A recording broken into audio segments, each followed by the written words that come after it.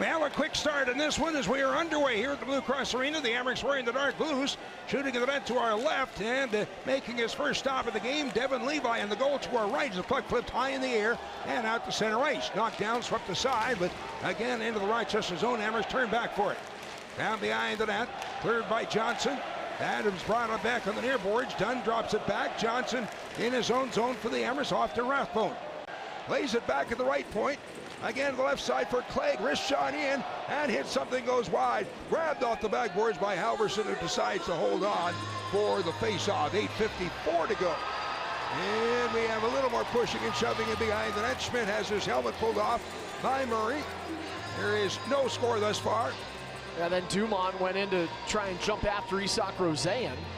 Nothing coming of that. Speaking of Rosean, Don, he and Yuri Kulik have combined now. They have created 3 turnovers in the first 11 minutes of this game.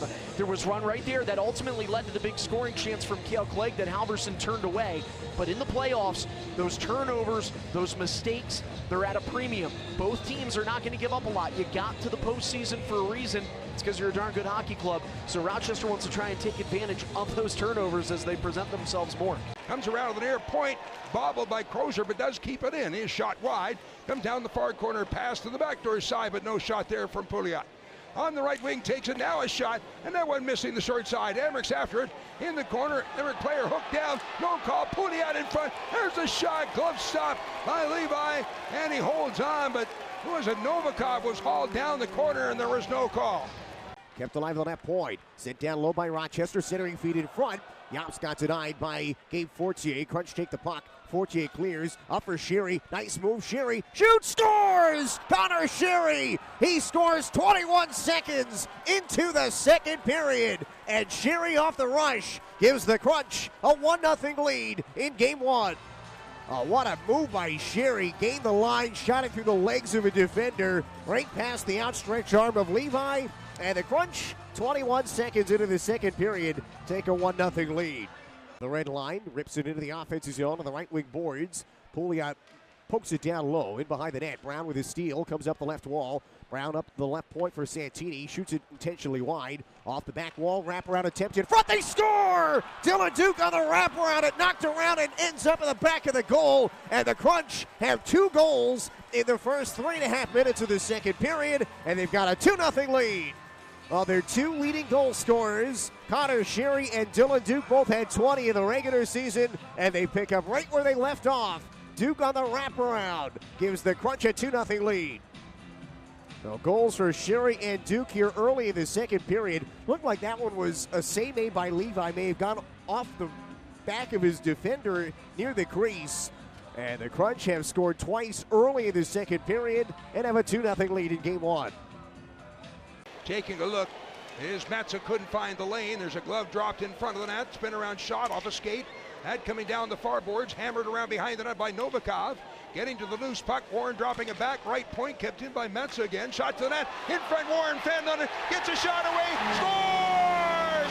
He's stuck with it. First one blocked back to him, puts it inside the post, and the Amerks are on the board. We talked about this blue-collar line. Rally towels flaring through Blue Cross Arena now as the blue-collar guys get to work. Josh Dunn creates net front pressure.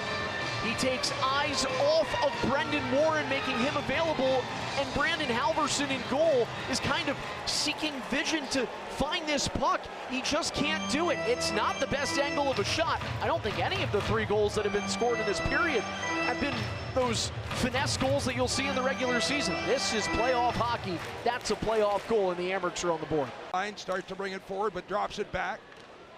And a pass by Helenius off on the left wing boards, continuing in over the line. Is tied up as Clegg, but that's stolen away and then recovered by Helenius. Pass to the net, in front shot, they score! Fiddler-Schultz, upper corner, wide side, power play goal!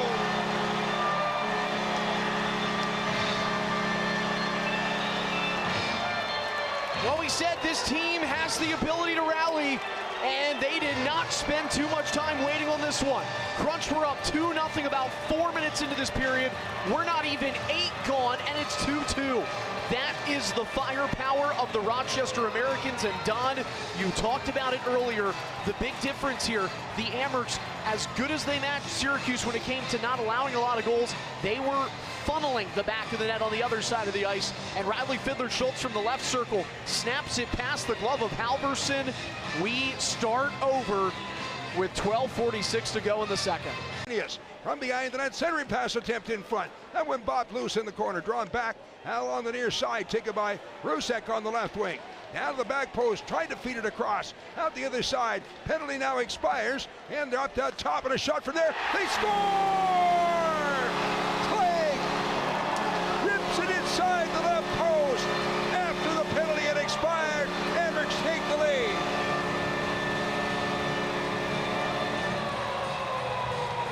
Well, in the first period, Cale Clegg had the best shot for the Amherst that frame, and Brandon Halverson was able to deny him from the top of the zone. Here, he does not miss. He actually had 2 shots in that shift we're referring to in the first, but Clegg catches a bullet to blast past Halverson, and the Amherst complete the rally. They've got 16:05 to defend it, but their first lead of the playoffs coming here in the third period. On the boards, but not out. Still kept in, they hack away to the corner. 10 seconds on the near boards. Head to the point, comes out in front, poked away in the corner again. Amherst getting to it, tying it up in the corner. And the puck in skates as the second kickoff, and there it is. And we'll have a little post-game extracurricular activity in the corner. I'll tell you what, Kozak pinned the puck up in the corner boards, and he was smoked from behind. Gloves are off between Sheary and Metzer right now. Helmets too. And in behind the net. So we'll likely have, well, not that it's going to make any difference. The Amherst have held on for the win here, but could be some additional penalties tacked on here at the end. And you always got to be careful at the end of a game, Don, when you do things like that, because it's always susceptible to discipline from the league. And neither team wants to see a player get suspended. I'm mostly, there's Kozak. You can see him on the video. We can't see what's going on the ice. Everybody's standing in front of us, but saw Kozak on the video board there, but he was just hammered in the corners. He tried to tie the puck up in the corner. Yeah, unnecessarily so. But, you know, hey, at the end of the day, the Amherst, kudos to them. A team that gave up the fewest goals against in the AHL, had a 2-0 lead. They could not hold on. Great resiliency for game one. Back-to-back years, the Amherst win game one, Don. They won a different story this time around.